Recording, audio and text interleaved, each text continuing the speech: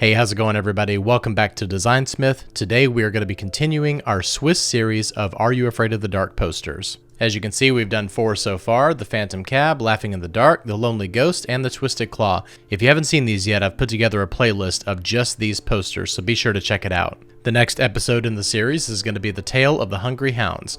And I know this is considered one of the lower rated ones, but I always found it to be a very interesting episode. It does have a really nice creep factor to it, and I really do like the fact that it has this nice backstory that goes along with it. It's certainly not as bad as some of the episodes that came later on in the series, but we're not even there yet, and I'm very thankful for that. Alright, let's go ahead and put some pen to paper and see what we can come up with. Alright, again, I have the microphone stuck in my face, so I'm just going to try to navigate this as best I can.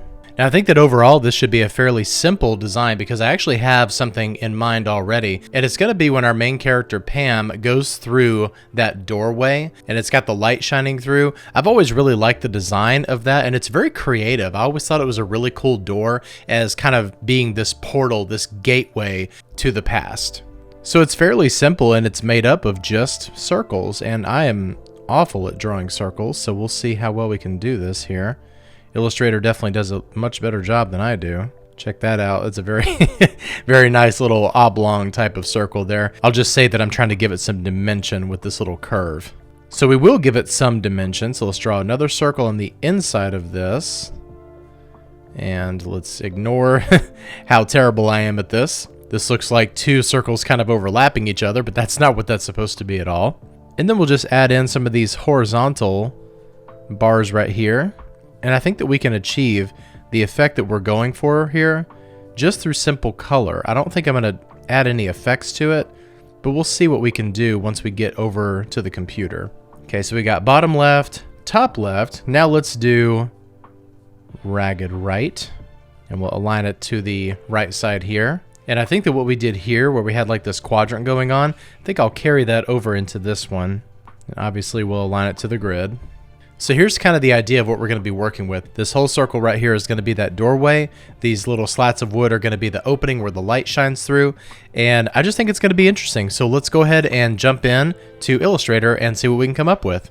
All right, so just like our previous videos, I'm going to copy all of the text over and then just change it from there. That way everything stays consistent. We'll leave this quadrant down here, but I'll bring this over here down to the bottom right side, and we'll see what we can do here. This is kind of running into my spacing. One thing I forgot to do is copy some of these guides over, so let's do that. All right, so we're good there. And now what I'm going to do here is I'm going to align this where it needs to be. And I don't think this quadrant over here is going to work. So what we're going to do is I'm going to go ahead and create our doorway here, and we'll figure out exactly where that's going to be aligned to the grid. And we'll go in and move this right here. So this right here is going to be our entire footprint of this circle. And now we'll work on the inner parts of this, and then we'll figure out how we want to balance the rest of the elements here. All right, so I'm going to copy this and paste it in front. And then we'll take this down probably about 1 inch. I think that looks good. And let's go ahead and change this to black and white for now, because we can go in and change these colors later.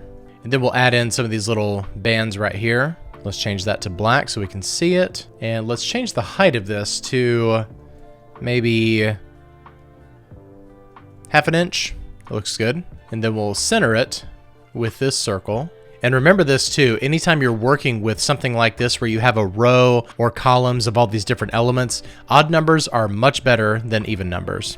They're just more visually pleasing to the eye. So we're going to copy this and move it all the way to the top. And then we'll move it down by 1 inch. And then we'll do the same thing here and move it up by 1 inch. And now we probably want to put maybe 3 in between each one of these. So I'm going to move this over here really quickly, and we'll come back to that in just a second.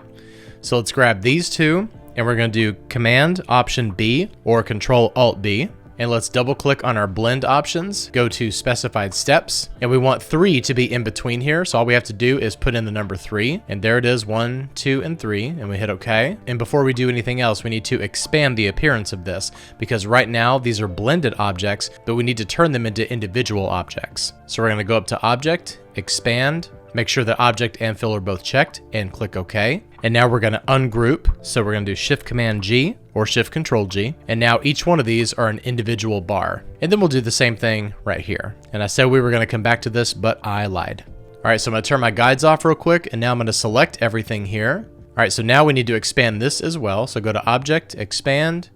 Object and fill are both checked. Hit OK. Ungroup everything. And now select everything here. And go to Pathfinder and Divide. And now with our direct selection tool, we will select everything that's outside of here, and only what's inside is going to remain. All right, so if we select all of this and click on Unite, it's going to make everything black. And the reason why is because we still have some open paths in here. So what we're going to do is a little trick. Select everything, hit copy. We're going to paste this into a new document. And now I'm going to grab my direct selection tool and just select one of these bars. Go up here to Select, Same, Fill Color. And now go to Select and Inverse. And now it's going to select all of those open paths. And we'll just hit Delete. And now we can select all of this again, and you can see this is the same fill color. And now we'll just click on Unite, hit Copy, and now bring it back over here. And now we can position this exactly where we want. And now one last thing that I want to do with this is add an outer stroke to this right here. So that way we can go in and give this and this two separate colors, and it'll just help to give it a little bit more dimension. So let's select everything here. So to make this stroke easier to work with, I'm going to go ahead and go up here to Object and Expand Appearance. That way it changes it to a fill, and it just makes it easier to resize here. So I'm going to bring this down to this grid, and now while holding Shift, I'm going to bring this up here, and we can come back and color this later. All right, now we need to figure out our type. If we are adhering strictly to the grid, then we need to change this. I still want to keep the Hungry Hounds on the right side, so let's just kind of move these things around really quickly. Maybe we could move this right here. Maybe the baseline of this could go right here. Let's see how this looks. I'm not too wild about it, but I'm also not completely against it either. So let's see what happens as we update the text, and we'll kern everything, and let's see if anything changes. All right, so we have episode 5. This one was told by Kristen, and it aired on September 12th, 1992, and it was also directed by DJ McHale. So let's go in here and tighten up the kerning here between this 1 and 2. I know I say this in every one of these videos, but it is important. If you want authenticity to make it look like actual old style Swiss designs, you got to make your kerning a little bit tighter than you're used to. But obviously don't go overboard. Okay, now let's kern the actual episode title, because these letters are way too far apart. And I think just by doing this, we're actually tightening up some of these spaces here a little bit better. And let's see what happens when we're all finished.